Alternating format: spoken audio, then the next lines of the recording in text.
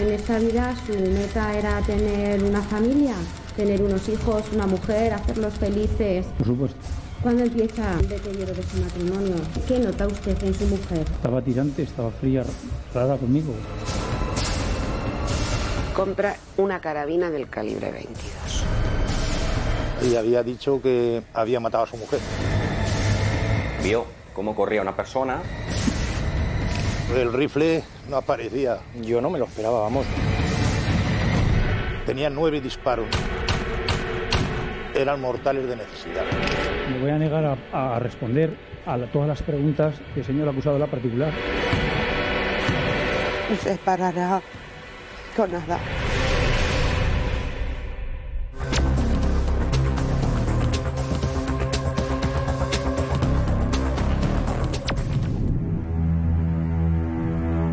...22 de mayo de 2003... encuentran el cadáver de una mujer con 9 impactos de bala a bocajarro... en un campo de olivos a las afueras de la Puebla de Híjar. Era la candidata a la alcaldía y una persona muy querida en la localidad.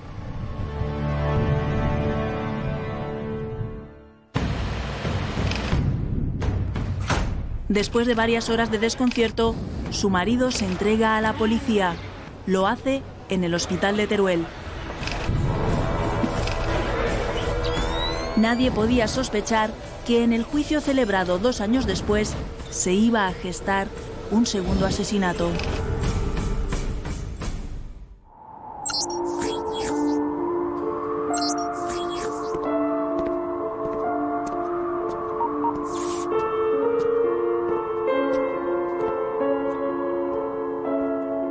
Ella tenía 29 años, estaba en la flor de la vida, era una chica joven, preciosa, vitalista, con mucha ilusión por hacer cosas, y se quiso presentar para la alcaldía del lugar donde vivía, de la Puebla de Híjar. Patricia iba mucho al bar Brillante porque una del partido era del bar Brillante.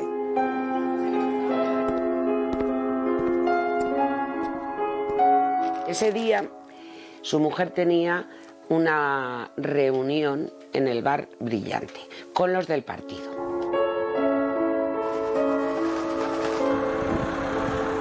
Él llega con la furgoneta. En la furgoneta ya tenía el arma cargada, toca el claxon, sale Patricia, hablan algo. Patricia parece ser que les dice a sus compañeros enseguida vuelvo, y llevan a la furgoneta. Se la lleva a un camino a una distancia aproximada de 1 kilómetro o 2 de lo que es el pueblo de la Puebla de Híjar. Para en mitad del camino de Sant Per, al lado de unos campos de cultivo. Bajan los dos de la furgoneta. ¿Hubo o no hubo palabras? Algo debieron decirse.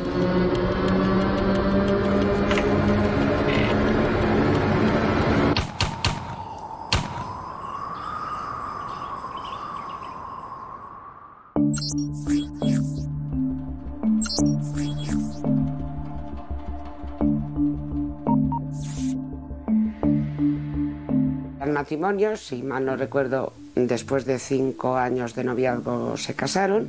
En apariencia era un matrimonio perfecto. Tenían 3 hijos y el mayor creo que tenía 9 años cuando ocurrieron los hechos. Ella dedicarse plenamente a su marido, a los niños, y él me parece que tenía una empresa de construcción, ganaba bastante dinero. Recuerdo cuando empezó con Javi, súper contenta. Yo creo que tenía 14 años entonces. Fue prontísimo y pusieron los dos el foco en que eso fuera para adelante, y así fue. Decidió casarse también muy pronto, quería ser madre pronto. Yo creo que empezó a cambiar todo cuando ella en un momento dado sale de lo que es propiamente el ámbito doméstico, de la crianza de los niños, de la vida familiar, y se implica en política. Yo creo que ella se metió en política porque le gustaba el tema que había, y el ayuntamiento necesitaba un cambio. Ella se iba a presentar como candidata a la alcaldía de la Puebla de Híjar por el Partido Popular. Esto implica pues, muchas reuniones, viajes, y yo creo que a partir de ese momento empezó Arana a cambiar las cosas, quizá porque él no asumía el que su mujer llevara ese tipo de vida. De Javi no hablaba casi, porque ese era un tema que había entre ellos y no... Patricia, la verdad es que en ningún momento me dijo que tenían problemas, pero Patricia era una chica reservada. Él sí que venía a decir que su matrimonio iba mal y que ella era infiel.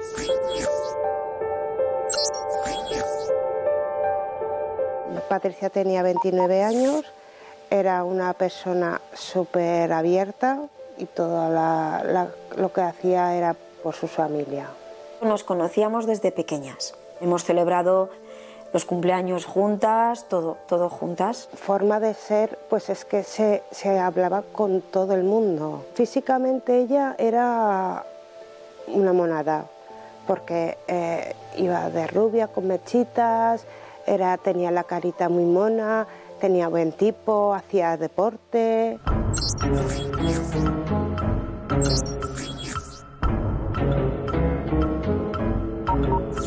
Lo conocíamos por el pájaro. Era huérfano y lo criaron los abuelos. Muy jovencito se quedó sin padres. Entonces lo habían acogido, le habían ayudado, le habían... tal, y le tenían cariño, le tenían mucho cariño. Y lo he conocido pues de toda vida. Éramos quintos y hemos ido al colegio toda la vida juntos. Te ayudaba en todo lo que necesitabas, era dicharachero. Y a la familia de Patricia les ayudaba económicamente y de todas maneras. O sea que lo que podía él hacer lo hacía. La impresión que me dio es que él era un encantador de serpientes. Tenía mucha labia. Él siempre intentaba no convencerte, pero te acababa convenciendo, como aquel que dice. En el pueblo le llamaban todos Monín. Monín, ¿sabes? Que te convencía de lo bueno que era. Te hacía la pelota, es que te envolvía, ¿sabes? Vamos al bar, que te invito yo, que no sé qué, que no sé cuántas. Venga, vamos por aquí, vamos por allá. Su personalidad desde niño era muy travieso, pero siempre se las ingeniaba que él no había hecho nunca nada. Y travesuras que otros críos no hacían. Un tío muy primitivo, que llegué a querer, también te digo, pero era primitivo en cuanto a reacciones. Llegamos a tener también algún encontronazo, él y yo. De hecho, en el viaje a Italia, él y yo nos volvimos enfadados. A él le sabía muy mal que yo, por ejemplo, le dijera a mi amiga, digo, Patricia, mira qué chico más guapo, pues yo qué sé, salía un bailarín. Patricia sí que no decía nunca nada y él se enfadó y me gritó. Se peleaba muchísimo e incluso llegó a atropellar a una chica que era de la Puebla. Íbamos por la acera, se subió el coche a la acera y me atropelló. Quedé inconsciente, estuve como 15 días en la UBI, 2 operaciones, secuelas todas del mundo. Mira la rodilla. Esta rodilla, me dijeron los médicos, dice, esto unos 15, 16 años te durará, luego hay que operar. Me vino a ver al hospital, que si a él le metían en la cárcel y todo, que lo pagaría.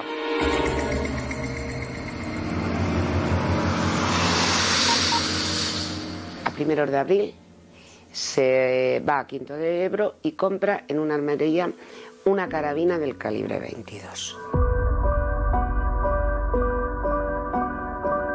Vino Juan José Javier, le enseñé todas las carabinas que yo disponía, como es lo que hago siempre, y eligió esa, una carabina del 22 para tiro deportivo.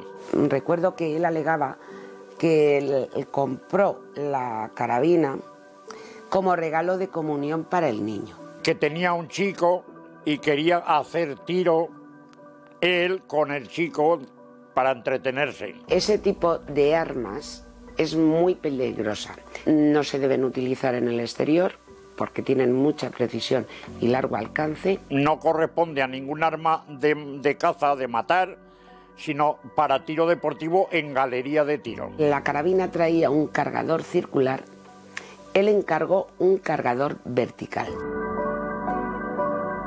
El modelo Pieta S50 semiautomática, aunque aquí pongo automática, calibre 22.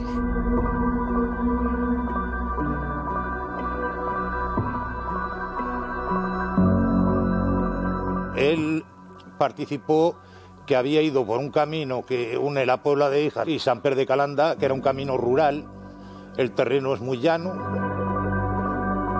Él ya saca el arma y empieza a dispararla.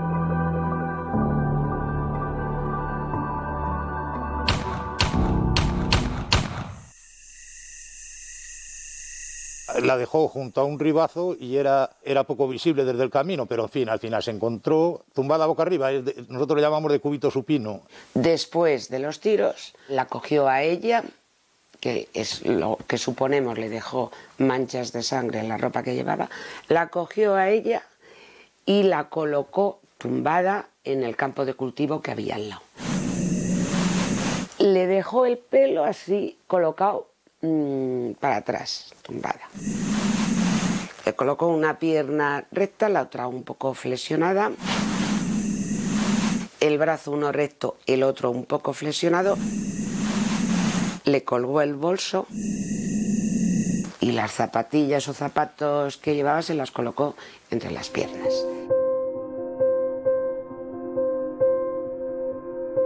Tenía 9 disparos, 9 orificios, de los 9... 3 como mínimo eran mortales de necesidad. El arma tenía 10 balas. 9 impactaron en el cuerpo de la víctima y una de ellas en un momento dado se debió encasquillar, lo que le obligó a él a desmontar el arma, volverla a cargar. Ella sí que trató de evitarlo colocando el brazo así, no sé si el derecho o el izquierdo, no lo recuerdo. Entonces el primer tiro le entró, le atravesó el brazo y le impactó en la clavícula. A partir de aquí ya tenía en el corazón prácticamente, cualquiera de ellos le mató instantáneamente, y luego tenía 2 en las sienes y 2 en la frente, pero prácticamente a bocajarro. Llama a un amigo, algo le dijo al amigo y el amigo lo trajo a Teruel. Apareció en el hospital. Y en el hospital es cuando le dice al doctor que le atendió que he hecho algo muy gordo, creo que he matado a mi mujer. Ya se activa todo el protocolo. Se recibió llamada en el cuartel de la Policía Nacional de Teruel diciendo que se había presentado un señor en comisaría y había dicho que había matado a su mujer. Yo estuve en el juzgado, la primera declaración, bueno, en el momento de su detención. La impresión que me dio en esa primera declaración, muy frío. En alguna ocasión a mis preguntas respondió muy violentamente. A una de mis preguntas se llegó a levantar y como encarándose. Evidentemente no hubiera hecho nada, que estaba la Guardia Civil y tal. Yo creo que se creía en posesión de una persona. Esa iniciativa de la pareja no les cuadra. Embarcarse en un proyecto político como si se hubiese matriculado en la universidad, yo qué sé, estudios, el objeto no cuadra, hay que deshacerse de él. Ha dejado de cumplir los estándares de lo que ellos consideran que tiene que ser la función, en este caso, de la pareja. Tenía respuestas frías, no sé, como violentas verbalmente, que su actitud fue muy diferente. Esa primera declaración después de la detención a la que mantuvo en el acto del juicio. En el acto del juicio fue muy respetuoso. Era como si representara un papel, como si diera una imagen de que pues, si yo soy la mejor persona del mundo, si yo a mi mujer la adoraba, la llevaba en palmitas, una especie de encantador de serpientes.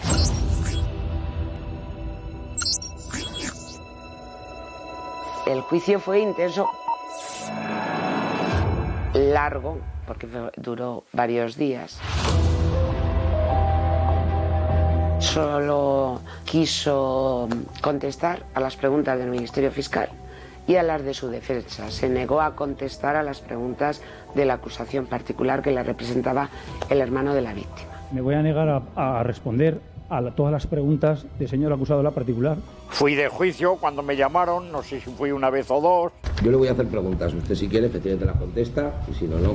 No tengo nada que ocultar como usted acaba de decir, pero usted no se ha portado educadamente conmigo porque yo sé lo que he hecho, seré un criminal, yo a usted no le tengo que responder ninguna pregunta. Y si la señora fiscal me quiere hacer 100 más, le responderé 100 más. Las declaraciones fueron muy largas, tanto de los testigos, el guardia civil que instruyó. Yo no he dicho eso, yo he dicho lo que escuché y que estuve allí en la conversación todo el rato, ¿no? Familiares, el médico que le atendió.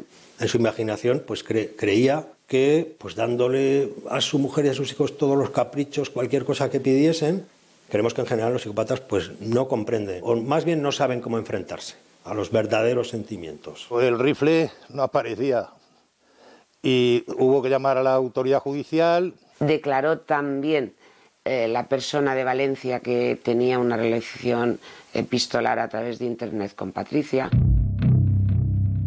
A partir de ese momento es sobre todo cuando difunde el tema de la infidelidad de su esposa, hablando de los mensajes, y etcétera. Digo que Patricia, a la gente del pueblo decía que tenía alguna relación, que no sé qué. Hablaba, creo recordar, que de un sudamericano con el que se había visto en un hotel, pero esto él lo contaba a la gente. Convivíamos y no convivíamos juntos.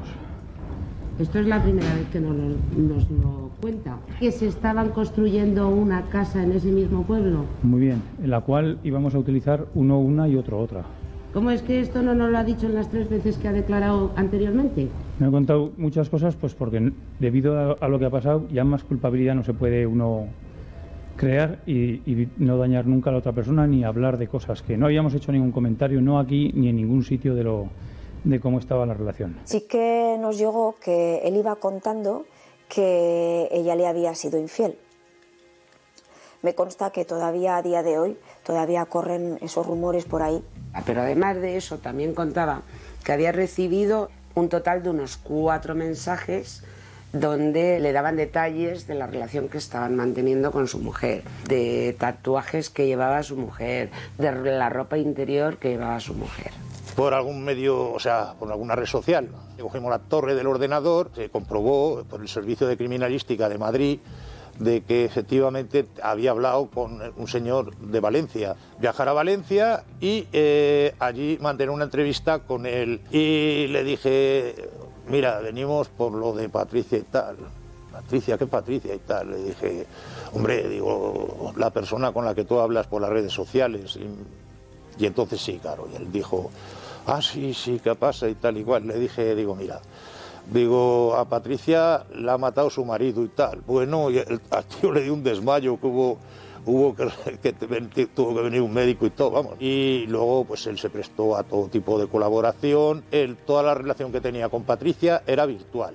Quedó muy claro que la única relación que existía entre Patricia y esta persona era de amistad, que no tenían ninguna intención de conocerse personalmente. Aparte de que la infidelidad no justifica ningún crimen, sí que la investigación trató de averiguar pues si posibles relaciones de amistad o de lo que fuera de la víctima con terceros. No se descubrió ninguna. Respecto a los mensajes, el análisis determinó que esos mensajes de los que él había hablado a terceras personas, incluso a veces dicen que se los había enseñado, se los había enviado a sí mismo. Él estaba ciego con mi amiga, pero lo que sí que era un tío, dentro de que era primitivo y exagerado y todo lo que quieras, pues era un tío también carismático.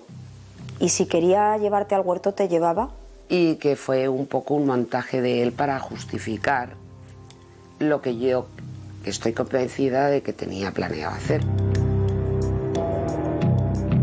Se le condenó a 18 años de prisión.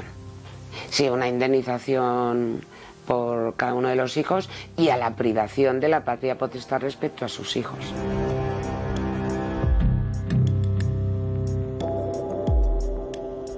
Estamos hablando de un interno que entró en situación de preso preventivo en el año 2003. De vez en cuando, al ser un centro pequeño, tenía una relación con él como con el resto de los internos. Era una persona que se hacía de querer. Era una forma de ser bastante próxima. Siempre fue un comportamiento muy exquisito, muy correcto con los funcionarios, correctísimo también con los propios internos que en aquel momento convivieron con él. Y en el ámbito laboral pues colaboró mucho en ese mantenimiento del día a día, sobre todo de lo que es puramente albañilería, que en esos aspectos pues él era el profesional de eso. Tampoco se sumaba mucho, como podemos decir, estar en el patio como el resto de los internos más horas. Bien, nos pidieron colaborar para entrevistar a José Javier Salvador en el centro penitenciario.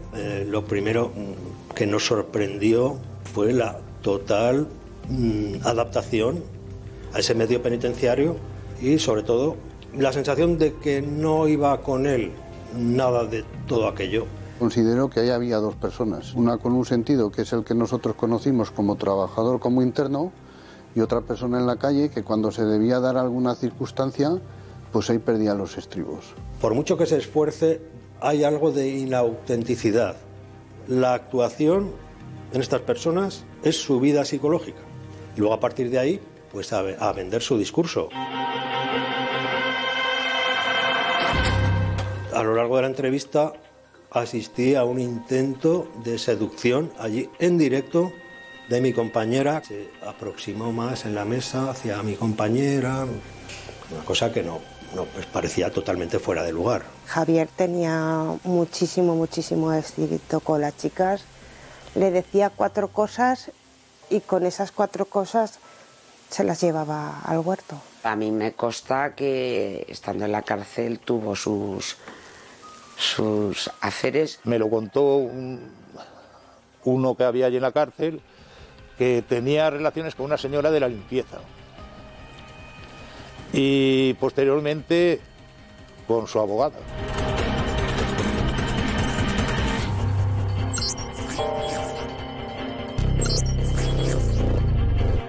Rebeca Santamaría fue la responsable de la defensa en el acto del juicio y en la propia vista oral, y luego, evidentemente, también lo continuó llevando 15 años los que estuvo conociendo y viviendo la situación. Rebeca fue una de las buenas y fantásticas compañeras que decidieron unirse al Servicio de Orientación Penitenciaria del Colegio de Abogados de Zaragoza, que queremos defender y que se cumplan los derechos humanos en la prisión, que es fundamentalmente la misión que hacía Rebeca, y que ahora se pueda dar el 3er grado. Pues es una reforma que se creó en Zaragoza entre Rebeca y 3 o 4 compañeras más. Nadie podía sospechar que iba a llegar a tener también una relación con la abogada que le defendió en el juicio.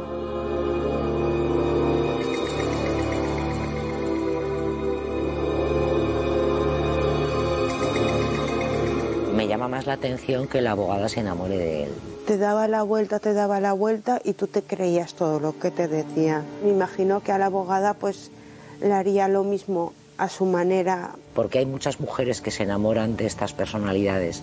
Primero porque por supuesto no las perciben como malvadas, las perciben como fuertes, como hombres, como machos, entre comillas, me permitís la expresión, capaces. Y de hecho es una parafilia, es tradicional, es un clásico ya que haya mujeres que se enamoran de psicópatas, y la sociedad en su conjunto ha ensalzado mucho los valores psicopáticos. Yo creo que ella tenía ideas claras y cada circunstancia y cada uno somos como somos.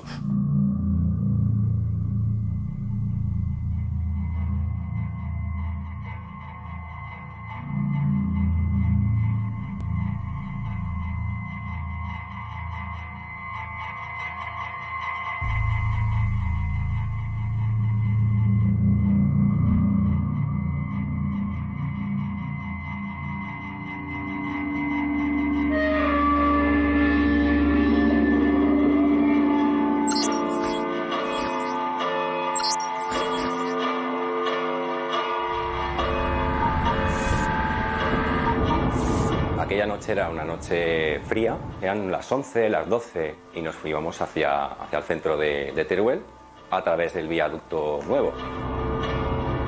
Mi compañero, que estaba conduciendo, vio cómo corría una persona justo en la parte de la acera del puente en dirección hacia nosotros.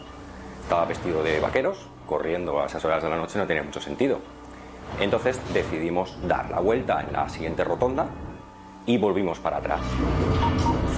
Fue un día muy intenso, una tarde-noche muy intensa en la jefatura. Se recibió la comunicación de la desaparición de una mujer, se llamaba Rebeca Santamalia, que tenía una vida totalmente estructurada y que no era normal que a esas horas no hubiese regresado al domicilio. Claro, la familia lo que hace, pues lo que haríamos todo, buscarla en los sitios donde consideramos que pueda estar. Uno de los primeros sitios que fueron fue concretamente al despacho profesional, donde no fue localizada. Cuando vimos para atrás, en el otro sentido, no lo llegamos a ver. Nada más vimos una botella pequeña de agua justo encima de la barandilla. Decidimos parar y asomarnos. Había saltado. Concretamente en la ciudad de Teruel se tuvo conocimiento del fallecimiento de un varón. Se había precipitado desde el viaducto de Teruel al localizar o detectar la presencia de un indicativo policial. No encontrar otra solución más inmediata que la primera que se le ocurre, que es acabar con su vida. No creo siquiera que lo pensase. No portaba ningún tipo de documentación. Esto hizo que se comunicase aquí a Zaragoza, a nuestra sala operativa. Se valoró que la misma pudiera estar en un domicilio en la ciudad de Zaragoza, domicilio al cual se accedió y fue localizada en una de las estancias del mismo, pues con evidentes signos de violencia. Una mujer ha sido asesinada en este domicilio de la calle Pradilla de Zaragoza. Tenía 48 años. La policía relaciona este crimen con el suicidio de un hombre ayer en Teruel. En el caso que se me pregunta, concreto de Rebeca, había dos grandes grupos de lesiones. Unas lesiones por un traumatismo cráneoencefálico importante y luego lesiones por arma blanca fundamentalmente centradas en el cuello, que lesionaban el cuello en ambos lados. La causa de la muerte se determinó como un shock hemorrágico debido precisamente a la lesión de los vasos que había en el cuello. Efectivamente era el varón que estábamos buscando y con el que la persona desaparecida había tenido anteriormente una relación profesional. El posible autor del crimen había fallecido. Eso no implica que nosotros no tengamos que hacer la misma autopsia con las mismas implicaciones. Por lo tanto, pese a todo, hacemos todo como si el autor estuviera aún procesado o se hubiera detenido en ese momento. Como persona era una chavala absolutamente fantástica en la forma de tratarnos a los demás. En ese sentido, Rebeca era un saco de simpatía, porque era una persona muy empática y había momentos en que se discutían cuestiones legales, pero no había capacidad de discutir, porque su empatía y su simpatía te hacían comprender perfectamente lo que ella planteaba. Cuando me enteré de que había matado a su abogada, lo primero que pensé es, otra vez lo ha hecho, o conmigo o sin mí. Llamó un compi y nos echamos a llorar porque yo no me creía nada, nos quedamos todos alucinados, luego ya me llamó el decano del colegio, en fin, fue una horripilante mañana del mes de enero. Nadie podía predecir que se fuese a repetir, pero tampoco asegurar que no fuese a ocurrir nunca más, ¿no? No había signos de arrepentimiento ninguno. Probablemente no experimentase sentimientos de culpa. No me sorprendió. No me sorprendió. Y pensé lo mismo que pensé con la muerte de Patricia. Esto sí que es reflexión mía. La mató por la misma razón, porque era mía.